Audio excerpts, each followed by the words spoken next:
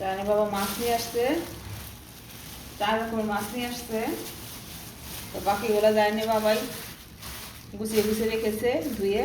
এখন আমি রুই মাছগুলো ধুয়েছি, এখন এগুলোকে আমি রাখবো।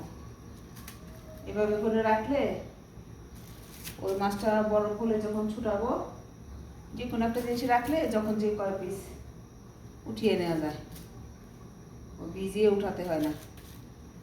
আমি সুন্দর করে লবণ দিয়ে গরম পানিতে ধুয়ে নিয়েছি মাছ। এভাবে করে সব বিছিয়ে দেবো।